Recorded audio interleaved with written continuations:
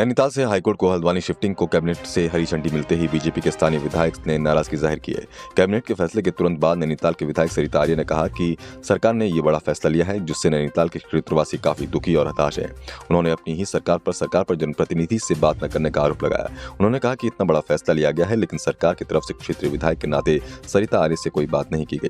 BJP विधायक ने कहा कि बड़ी संख्या में स्थानीय लोगों की आर्थिकी नैनीताल हाईकोर्ट पर निर्भर करती है, वहां से हजारों बेरोजगार हो जाएंगे जिससे लोगों में गुस्सा है। नहीं, मेरे लिए इससे पहले राय ली गई, मुख्यमंत्री ने नहीं, मेरे से किसी ने कोई राय भी नहीं ली, कोई जनप्रतिनिधि और कोई वहाँ किसी लॉयरों को जो वहाँ के, वही उन लोगों को यही नाराज़गी है कि यहाँ कुछ तथाकथित कई लोगों की वजह से उनको वहाँ शिफ्ट कर दिया जा रहा है, जिससे कि हमारे जो लोकल जो हमारे लॉयर हैं, हमारे व्यापारी हैं और जिनका रोज़गार माननीय उच्च न्यायालय से जुड़ा हुआ है, वो लोग बहुत आज दुखी भी हैं। कई लोगों ने मुझे टेलीफोन भी किया कि दीदी ये ऑर्डर आया है, आपकी क्या राय है।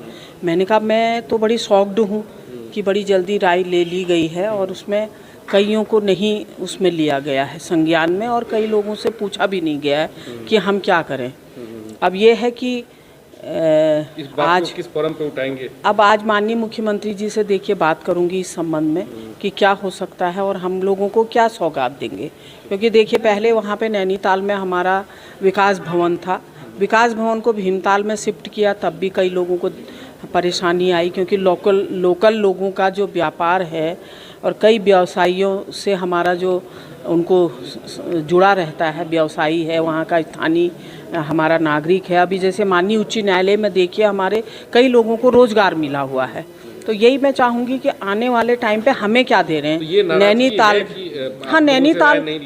नैनीताल को क्या सौगात देंगे, क्योंकि हमारा एक पर्यटन सिटी है, पर्यटक सिटी होने के नाते हम लोग ये चाहेंगे कि हमें कुछ ना कुछ वहाँ पे मिले, जिससे कि माननीय उच्च न्यायालय नैनीताल होने से हमारी भी शान बढ़ती थी कि माननीय उच्च न्यायालय हमारे नैनीताल में है।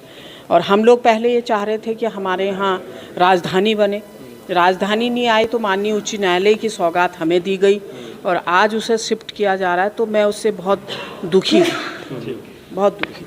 वहीं इस संबंध में उत्तराखंड क्रांति दल के केंद्रीय अध्यक्ष काशी सिंह एरी ने कहा कि नैनीताल से हाईकोर्ट शिफ्ट किया जाना पहाड़ विरोधी मानसिकता का प्रतीक है। एरी द्वारा मीडिया को जारी एक बयान में कहा कि नैनीताल से हाईकोर्ट शिफ्ट करने वाली मानसिकता वही है जो राजधानी को गैरसैंण शिफ्ट किए जाने का विरोध करती है। उन्होंने कहा कि राजधानी के मसले को देहरादून बनाम गैरसैंण करके सरकार ने उलझाया है। इसी मानसिकता के तहत हाईकोर्ट को नैनीताल से हल्द्वानी शिफ्ट करने की बात हो रही है। ये समस्या पर है कि हाईकोर्ट के नैनीताल में होने से किसको नुकसान हो रहा था। उत्तराखंड समाचार के लिए देहरादून से जसपाल राणा की रिपोर्ट। आज ही हमको सूचना मिली है कि प्रदेश की कैबिनेट ने ये प्रस्ताव पारित किया है कि हाईकोर्ट जो अभी तक नैनीताल में से संचालित था उसको हल्द्वानी शिफ्ट किया जाएगा। हमारी समझ में ये नहीं आ रहा है ये कौन सी मानसिकता काम कर रही है पहाड़ के खिलाफ।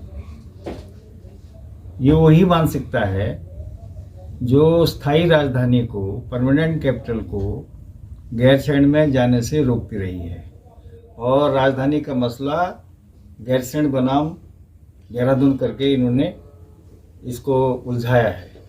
तो उसी मानसिकता के तहत नैनीताल के हाई कोर्ट को हल्द्वानी शिफ्ट करने की बात हो रही है।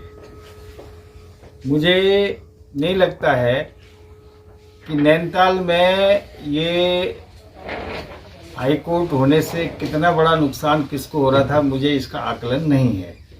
लेकिन मेरा मानना ये है कि ठीक है, नैनीताल में आपको हाई कोर्ट के संचालन में दुविधा हो रही है, असुविधा हो रही है या किसी वर्ग विशेष को असुविधा हो रही है, तो सीधी सी बात हमारी ये है उत्तराखंड क्रांति दल की कि आप गैरसैंण को स्थायी राजधानी घोषित कीजिए और वहीं पर इस हाई कोर्ट को नैनीताल से गैरसैंण में शिफ्ट करिए।